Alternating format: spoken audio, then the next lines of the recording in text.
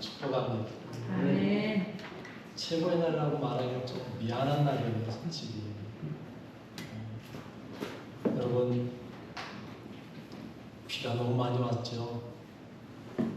우리는 그래도 괜찮았는데 다른 지역은, 특별히 산천 같은 곳은 여러분 올 초에 거기는 산불로 피해를 당했던 데잖아요. 그런데 이번엔 또 비까지 와가지고 엎친 데도 엎친다고 전 군민 대피령을 내렸다고 그러더라고요. 얼마나 비가 많이 왔고, 또 산불이 나서 나무가 없는 상황에서 산사태까지 위험하니까 전 국민이 다 대피하는 그러한 일이 일어났습니다. 오늘 그곳에서는 아마 예배드리지 못할 가능성이 많죠. 그런 상황에서 우리는 편안하게 예배드린다는 게 한편으로는 좀 미안하고요. 또 우리가 기도를 많이 해야 되겠다라는 생각도 많이 들고요. 어찌됐건 혹시 여러분들 중에도 피해 당하신 분 계십니까? 계시면 말씀해 주세요.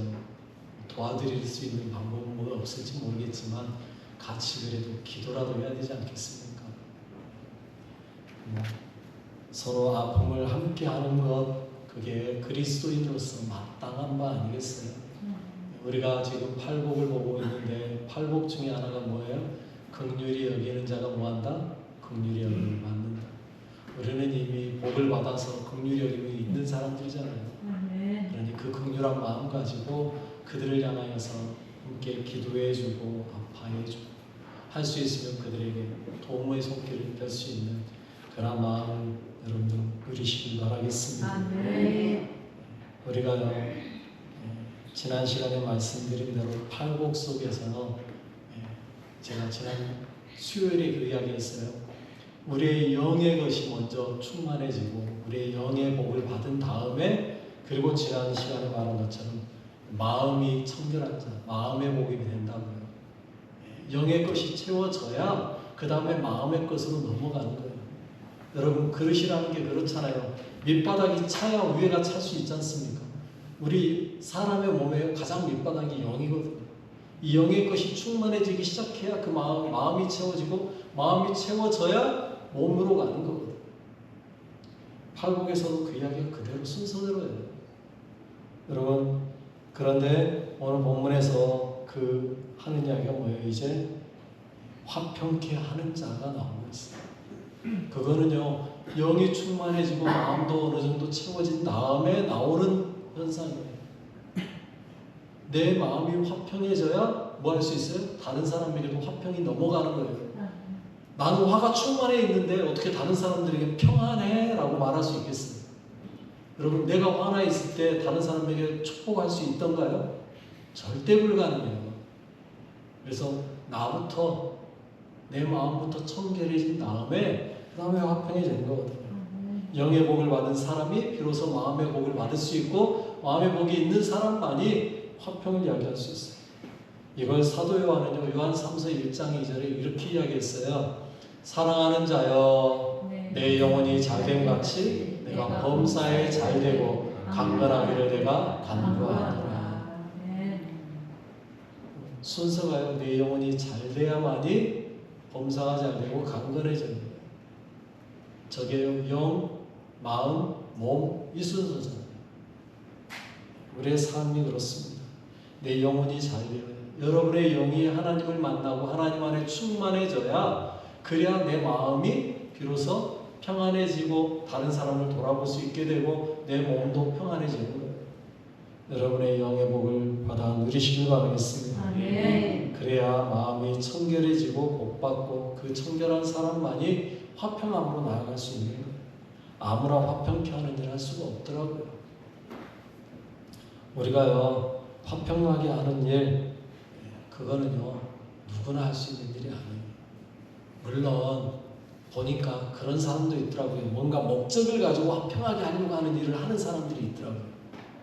미국의 어떤 양반이 지금 노벨 평화상 받으려고 그렇게 화평하게 하겠다고 국가 간에 뭔가를 막 하려고 하는 그런 게 보이더라고요. 근데 사람들은 다 알더라고요. 왜 그러는지. 그가 정말 화평하게 하려고 하는 사람이 아니고요. 상 하나 받아보려고 그 모습이 보여요. 여러분, 우리가 그런 목적이 있지 않고서는 진짜 내 마음에 평안함이 있는 사람, 내 마음이 정말로 간절함 있는 사람만이 화평하게 만들 수 있어요. 그 복을 받아 누리시길 바라겠습니다. 아멘. 오늘 말씀을 북한말 성경으로 다시 한번 우리 같이 읽어볼까요? 이렇게 이야기하고 있죠. 읽어보겠습니다. 복받은 사람들은 평안을 이루니 하나님의 자녀라 불러지리라. 아멘. 복받은 사람. 다시 말씀드려요. 여러분은 이미 그 복을 받았어요? 못 받았어요? 받았습니다. 받았습니다. 아멘. 그 복이 이 세상 사람들이 말하는 행복이 아니라고 말씀도 제가 지난 시간에 드렸어요. 우리가 받은 복은 영생이라고. 그보다 더 좋은 복은 없죠. 여러분, 생명보다 더 귀한 복이 어디 있어요? 그 생명을 우리는 이미 받았습니다. 아멘. 그 생명 받고 나니까 이제는 뭐가 되는 거예요? 평화를 이룰 수 있는 거예요. 내 마음이 평안해지고 내 마음이 안전해지니까 오늘 찬양대의 찬양처럼 주 안에서 내 마음 안전합니다. 왜? 복 받았으니까. 그 안전함이 느려지니까 비로소 뭐 하는 거예요? 다른 사람들에게도 그 안전함을 전해줄 수 있는 거예요. 아멘. 우리에게 평안함이 있으니까 지금 수혜당한 사람들을 좀 돌아보고자 하는 마음도 생길 수 있는 거예요. 내가 수혜당했으면 다른 사람 수혜당하는 것 신경이 쓰입니까? 나 이거부터 너 챙겨야지. 사람은 그렇거든요. 나에게 있어서 내 안에 있는 평안함, 그 평안함을 다른 사람들에게 나누는 삶, 그 사람이 하나님의 자녀예요. 나만 갖는 게 아니에요. 사람들은요, 이 세상에서 가장 중요한 것으로 두 가지를 언급하더라고요. 뭘까요? 자유와 평화. 자유와 평화.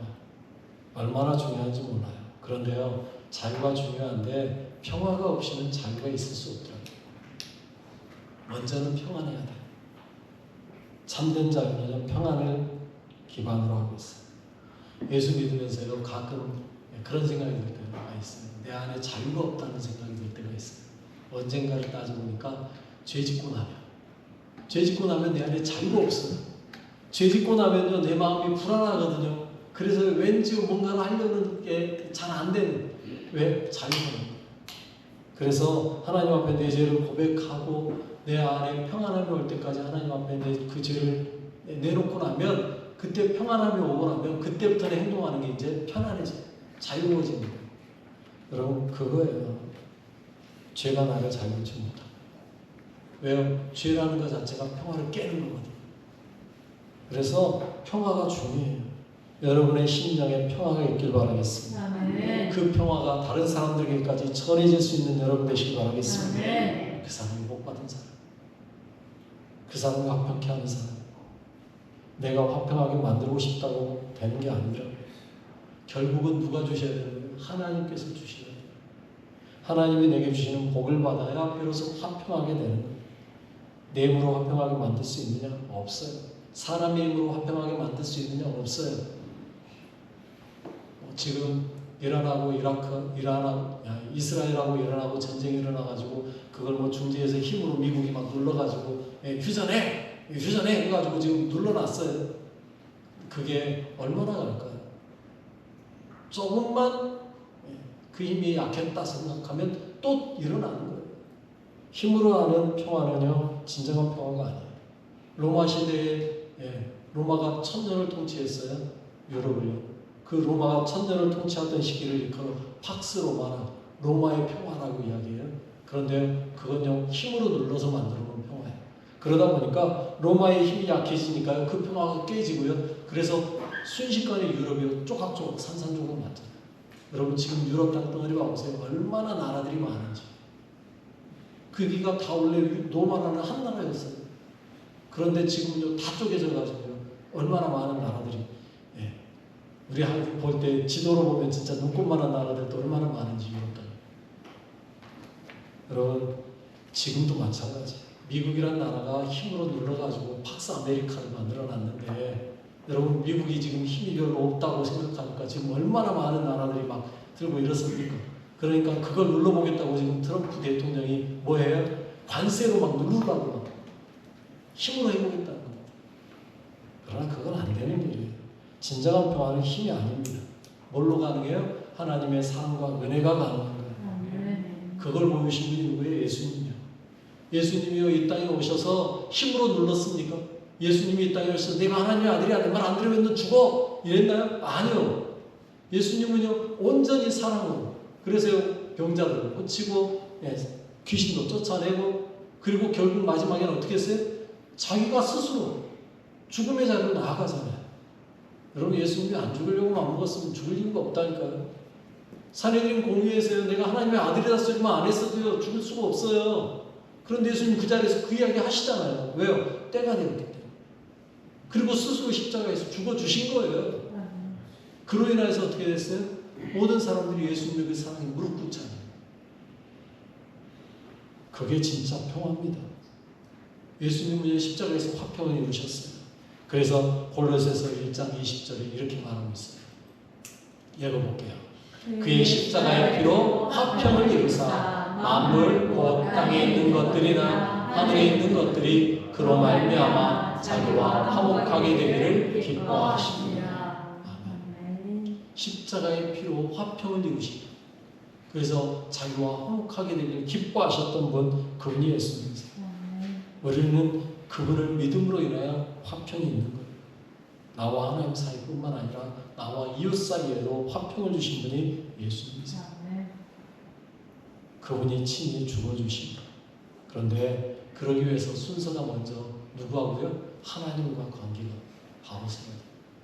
그래서 하나님과 관계가 바로 설 때 이웃과의 관계도 서는 거거든요. 그걸 말씀하시는 게 에베소서 2장 14절 말씀. 지난주에도 읽어봤는데요. 같이 다시 한번 읽어볼까요? 그는 우리의 화평이신지라 둘로 하나를 만드사 원수된 것 곧 중간에 막힌 땅을 자기 육체로 허시고 그분은 화평이세요. 자신의 몸 중간에 막힌 땅, 죄의 땅을 헐어버리셨어요. 그리고 이제는 하나님과 우리 사이를 완벽하게 하나 되게 만드셨어요. 여러분 둘로 하나 되게 만드는 것 이게 평화입니다. 남북도 지금 우리가 북한을 향하여 끊임없이 바라보며 원하는 게 뭐예요? 하나 되는 거잖아요. 그게 뭐 그냥 되겠습니까? 여러분 하나 된다는 건 쉬운 게 아니에요. 그런데 그게 가능할 수 있는 이유는 오직 하나더라고요. 복음입니다. 그 땅에 복음이 들어가야만 하나가 될 수 있어요. 복음으로만 통일이 가능한 거예요. 예수님의 은혜로만 가능해요. 십자가 사랑만이 가능해요. 힘으로 안 되는 거예요. 북은 끊임없이 힘으로 통일시켜 보겠다고 무기 만들지만 우리도요 똑같이 힘으로 해보겠다면 안 되는 거예요. 우리는 계속해서 뭐 해야 돼요? 사랑으로. 그래서 그들에게 먹을 것도 주는 거고요. 복음도 원천하는 거고요. 성경도 보내는 거고 해야 되는 거예요. 사랑으로만 가는 거예요. 그러나 다시 말씀드려요. 우리 힘으로는 안 돼요. 그래서 우리에게 누가 필요해요? 예수 그리스도가 필요해요. 복받은 사람이 아니면 불가능해요. 복받은 사람만이 화평케 할 수 있어요. 여러분이 복을 받았기 때문에 우리는 가능해진 거예요. 여러분이 받은 그 복을 나만 가지고 있으면 안 되게 나누기 위해서 노력하는 것 이게 복받은 사람이에요. 성경에 보니까 예수님 외에도 많은 사람들이 그 일을 했더라고요. 화평케 하려고. 그 중에 대표적인 사람 2명만 오늘 이야기 좀 할게요. 첫 번째가 요셉이에요. 여러분 요셉은 어떤 사람이었을까요? 처음부터 화평한 사람이었을까요? 아니요. 요셉 보니까요 정말 죄송하지만 참 못난 놈이더라고요. 얼마나 못났는지 창세기 37장 2절에 요셉을 이렇게 이야기하고 있어요. 한번 읽어볼까요? 창세기 37장 2절.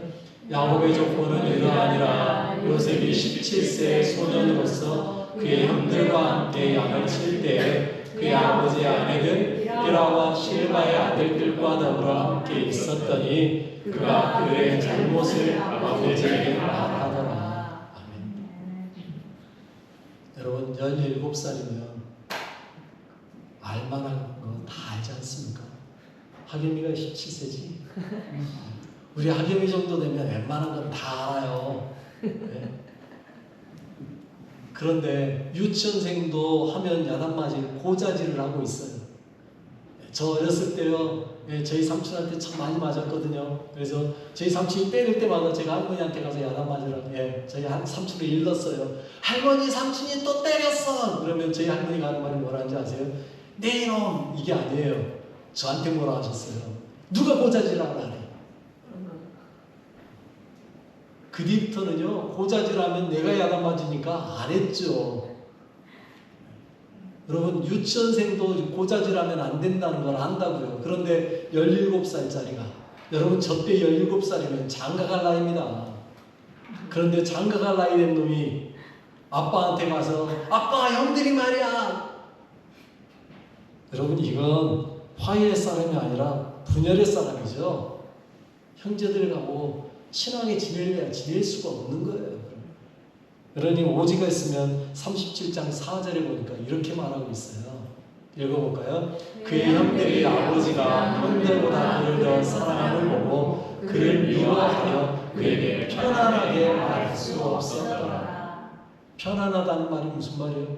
화평하다는 이야기예요. 여러분, 요셉하고는 화평을 이룰 수가 없어요. 분열의 사람이거든요. 얼마나 불편했겠어요. 그러니 형제들이 10명이 같이 이야기하다가 요셉만 오면 어떻게 해요? 입 다물어. 그런 사람 있죠? 그렇게 같이 이야기하다가 누군가 딱 문을 열고 들어오는 순간 조용해지는 거예요. 혹시 내가 그런 사람이라면 한 번쯤 돌아보셔야 돼요. 내가 뭔가 잘못한 게 있는가? 내가 혹시 화평을 깨고 있는 사람 아닌가? 여러분, 형제들이 요셉을 팔아버린 데는 이유가 다 있습니다. 오죽하면 팔았겠습니까? 그런데 여러분, 그렇게 해서 팔려간 그에게 변화가 일어나잖아요. 요셉이 팔려가고 난 다음에 변화가 일어나요. 어떤 변화가 일어나요? 39장 2절 말씀이에요. 이렇게 이야기해요. 읽어봅시다.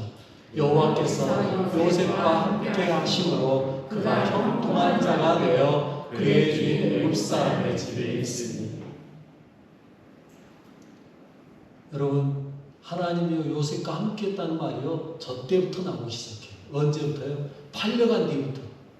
요셉이요, 형제들하고 떨어지고 나니까 그때부터 하나님이 함께 하세요. 그러자 그가 어떤 사람이 돼요? 화평의 사람이 돼요.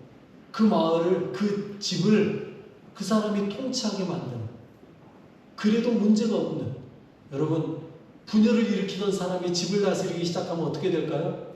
대한민국 쪼개졌잖아요. 분열을 일으킨 사람이 대통령 되고 났으니까. 근데 이제는요, 조용해지기 시작하잖아요. 똑같아요. 요셉이 분열의 사람이 아니라 화평의 사람이 되고 나니까 조용해지기 시작하는 거예요. 잘 돼가기 시작하는 거예요. 이게 복이에요. 하나님이 함께하는 그 복을 받아 누리기 시작하니까 분열의 사람이 화평의 사람으로 바뀌는 거예요. 그래서 창세기 마지막에 보니까 요셉이 얼마나 화평의 사람이 됐는지 그게 답이 나오잖아요. 50장 19절로 20절이에요. 읽어볼까요? 요셉이 그들에게 이르되 두려워하지 마소서, 내가 하나님을 대신하리이까. 당신들은 나를 해하려 하였으나 하나님은 그것을 선으로 바꾸사 오늘과 같이 많은 백성의 생명을 구원하게 하시려 하셨나니. 아멘. 여러분, 그렇게 형제들을 이간하고 고자질하고 분열시켰던 사람이 그게 아니라 내가 팔려온 건요, 하나님 뜻이거든요. 여러분, 그의 입술에 바뀌었어요. 하나님의 자녀의 특징은요, 확실하게 뭔지 아세요? 입술에 말이 바뀌어요. 하나님이 하셨거든요. 형님들이 나를 판 게 아니고요, 하나님이 하셨거든요. 걱정하지 마세요. 하나님이 백성들을 구원하려고 하나님이 하신 거거든요. 여러분, 형제들 간의 화해 정도에서 멈추는 게 아니고요, 뭐 한 거예요? 온 마음 백성을 살리는 화해의 사람이 된 거예요. 그게 요셉이에요. 입술이 중요해요. 우리가요, 내가 변화되는 거는 어디에서 보면 아느냐? 내 입에 말의 변화가 있으면 저 사람 바뀌었구나. 입술이 중요하다. 평화는요 다른 데서 나오는 게 아니에요. 입에서 나오더라고요. 그래서 야고보 사도는요 3장 2절에 이렇게 이야기했어요. 같이 읽읍시다. 우리가 실수가 많으니 만일 말에 실수가 없는 자라면 곧 온전한 사람이라 능히 온몸도 굴레 씌우리라. 여러분 우리가 실수가 얼마나 많아요. 그런데 특히 뭘로 실수 많이 해요? 죄송합니다. 이럴 땐 이렇게 표현할게요. 그놈의 주둥이가.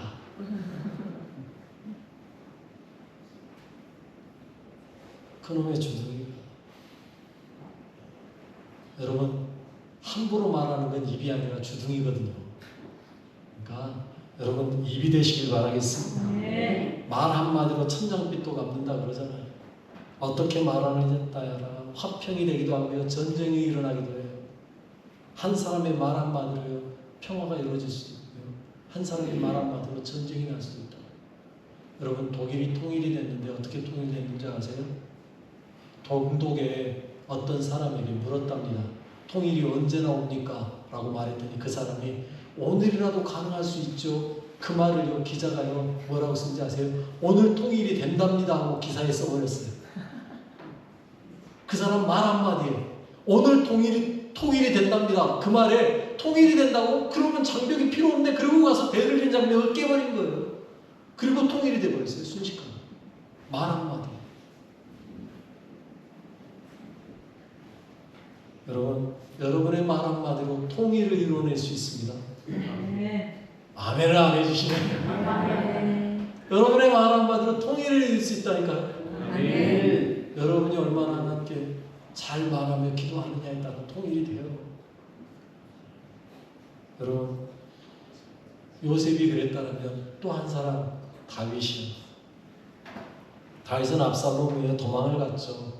쫓겨나서 도망가듯이 도망가고 있는데 그를 뒤따라오며 입술에 화를 불러일으켰던 사람이 한 명 있죠. 시므이라는 사람. 다윗에게 와가지고 다윗이 도망가는데 강 건너편에서 참 비겁하죠. 바로 앞에 와서도 아니고 강 건너편에서 소리 질러가면서 이 빌어먹을 놈아 뭐한 놈아 하면서 욕을 해요. 다윗 옆에서 듣고 있던 장관이 아유 저거 한 칼에 내가 가서 뺄 수 있는데 허락만 해주시죠. 다윗이 뭐라고 그럽니까? 사무엘하 16장 11절로 12절에 읽어볼까요? 여기? 또 다윗이 아비스와 모든 신하들에게 이르되 내 몸에서 난 아들도 내 생명을 내하려 하거든 하물며 이 베냐민 사람들이라 여호와께서 그에게 명령하신 것이니 그가 저주하되 버려두라. 혹시 여호와께서 나의 원통함을 감찰 하시리니 오늘 그 저주 때문에 여호와께서 선으로 내게 갚아주시리라. 여러분 누군가가 여러분에게 저주하면 여러분들도 같이 뭐 하고 싶어요? 같이 욕하고 싶죠? 아니 욕만 하고 싶은가요? 죄송합니다. 머리끄댕이를 잡아가지고 그냥 그게 우리 심정인데 다윗은 뭐라 그래요?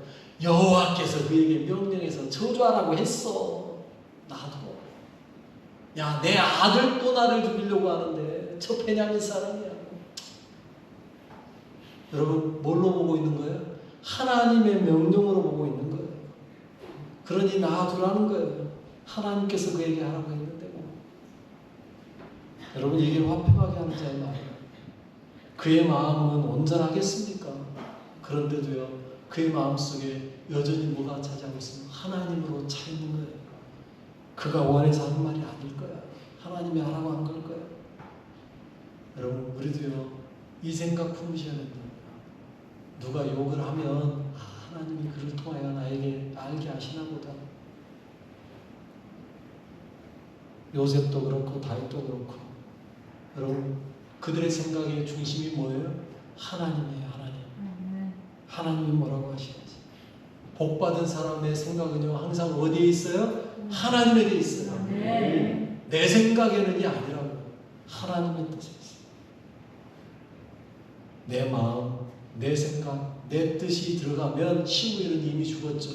시므이만 죽었습니까? 요셉의 형제들도 다 죽어서 이미 이스라엘 자손들이 없어졌죠. 오직 유다 지파만 남았어. 아니 요셉들만 남았겠죠. 요셉집. 그런데 아니었다고요. 그들은요 하나님의 뜻을 생각했고 하나님이 뜻하는 대로 말했고요 행동했어요. 그로 인해서 뭐 했어요? 화평이 임합니다. 평화가 있는 거예요. 그런데 여러분 여기서 한 가지 주의해야 될 게 하나 있어요. 하나님의 뜻이 사랑이고 용서지만요 그것도 잘 하셔야 돼요. 요셉은 형들을 용서하기 전에요 그들이 변했는가를 먼저 시험해 봤다는 걸 아셔야 돼요. 그냥 막 용서해 준 게 아니에요. 베냐민을 통하여 시험해 봤잖아요. 은잔을 가지고. 그리고 형들이 변했구나라는 걸 알고 나니까 그들을 온전히 용서하고 받아들인 거예요. 그러지 않았으면 요셉은요 형들은 돌려보내고 베냐민 데려다가 자기가 내가 형이야 하고 베냐민만 용서해주고 살려고 했어요. 그런데 유다가 나서서 우리가 잘못했다라고 오히려 베냐민을 감싸고 한 그 모습을 보면서 아 형들이 변했구나 용서해도 되겠구나 한 거예요. 요셉은 그랬는데 다윗은 솔직히 그러지 못했고 여러분 다윗은요 어떻게 했어요? 암논이 먼저 잘못했잖아요. 다말을 범했거든요. 그럴 때 다윗도 그 소식을 들었거든요. 그러면 뭐 해야 될까요? 불러다 야단을 쳐야죠. 네 이놈아 오빠가 돼가지고 그게 무슨 짓이냐. 형이 돼가지고 그게 무슨 짓이냐. 암논이 장자였으니까. 그러면 따끔하게 야단을 치든지 아니면 법대로 죽이든지 그것도 아니면 다말하고 결혼을 시키든지 했어야 되거든요. 뭔가 조치를 취했어야 되는데 아무것도 안 했어요. 그냥 아버지의 마음으로 아파하고 끝났어요.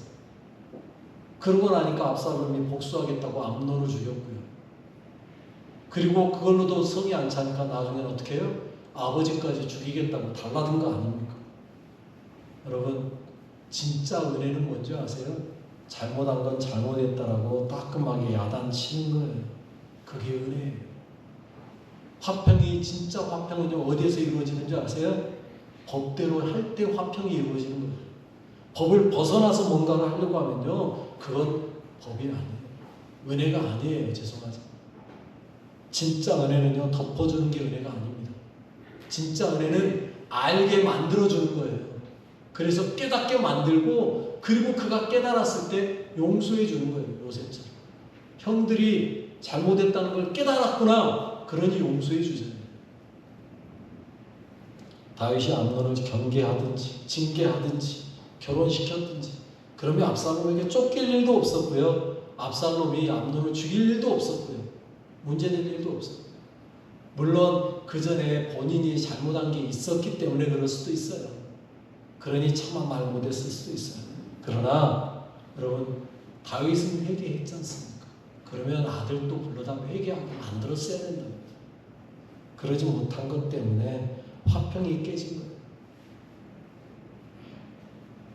무조건 침묵이 능사가 아니에요. 때로는 알려주는 게 더 큰 은혜라고. 그가 회개하도록 만드는 것 그게 화평이에요.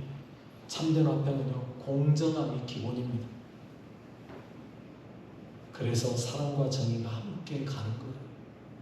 우리의 삶에서 우리는 어떤 삶을 살고 있는지 한번 잘 돌아보시기 바라겠습니다. 나는 죄 짓고 있으면서 자녀들에게만 너는 그 짓 하면 안 돼. 말이 안 되잖아요. 나부터 내 죄를 내려놓고 하나님 앞에 회개하고 그리고 내가 죄 지어보니 이거 안 되더라. 너는 그러지 말아라 라고 말할 수 있는 것. 이게 진정한 화평 아니겠습니까? 나부터 복 받아야 좀 전에 처음에 말한 대로 내 영부터 하나님 앞에 바로 서서 복 받은 자로 서야 내 마음도 바로 되고요. 내 마음이 청결해지고 난 다음에서야 그 다음에 뭐가 된다고요? 화평을 이룰 수 있게 된다고요. 우리의 삶이 나를 먼저 돌아보는 게 필요합니다. 내가 하나님 앞에 바로 섰는지 그리고 그 바로 선 마음 가지고 찾아가서 다른 사람에게 화평을 권하는 거죠. 이래야 돼. 우리 이렇게 살아야 돼. 화평을 이루며 살아야 돼. 여러분의 삶이 예수님처럼, 그래서 예수님을 하나님의 아들이라고 말하잖아요. 요셉처럼, 다윗처럼 누군가에게 화평을 전하고 보여주고, 그래서 그 화평의 길로 따를 수 있도록 만드는 것, 우리의 사명이요, 우리가 마땅한 마음을 기억하시고, 오늘 또 여러분의 삶이 화평케 하는 자의 삶을 살아가는 귀한 주의 백성, 하나님의 자녀의 삶을 사는 여러분 되시길 바라겠습니다. 우리 같이 기도하겠습니다. 우리와 화평하길 원하시는 하나님께 감사하십시오. 우리도 화평한 자다가 되게 해달라고 기도하십시오. 나로 인해 내 주변이 평화롭게 될지언정 분쟁이 일어나거나 다툼이 일어나지 않게 해주십시오. 구하십시오. 주여, 나로 평화의 도구가 되게 하옵소서. 기도했던 프란체스코처럼 여러분들도 평화의 도구 되게 해달라고 구하시기 바랍니다. 우리 같이 기도하겠습니다. 하나님 아버지 감사합니다. 우리를 사랑하시고 함께 하시는 은혜를 감사드립니다. 주님, 내 삶을 돌아보면 주님, 나는 화평의 사람이기보다 분열과 착동의 사람이었습니다.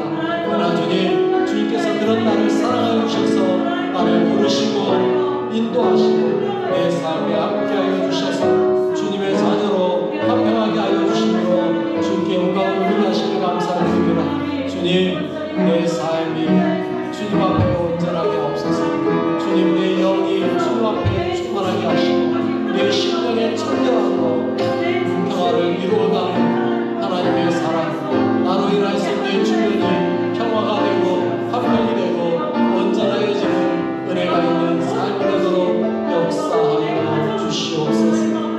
내 삶이 주님으로 가득하게 하시고 하나님으로 충만하게 하셔서 오직 이 땅을 주님의 것으로 변화시키는 주의 거룩한 백성 되게 하여 주옵소서. 오늘도 인도하시고 함께 하신 주님을 찬양합니다. 홀로 영광을 받아 주옵소서. 하나님 아버지 감사합니다. 우리에게 복 주시고 화평하게 하는 자가 되도록 인도하심에 감사합니다. 내가 있는 모든 곳이 다툼이 그치고 분쟁이 사라지고 평화로운 곳이 되도록 인도하여 주옵소서. 먼저 내 입술의 모든 말과 묵상이 주께 연락되게 하시고 주님 기뻐하시는 삶을 살아감으로 화평의 사람, 주님의 자녀 되게 하옵소서. 나를 하나님의 자녀 되게 복 주신 우리 주 예수의 이름으로 기도드립니다. 아멘. 찬송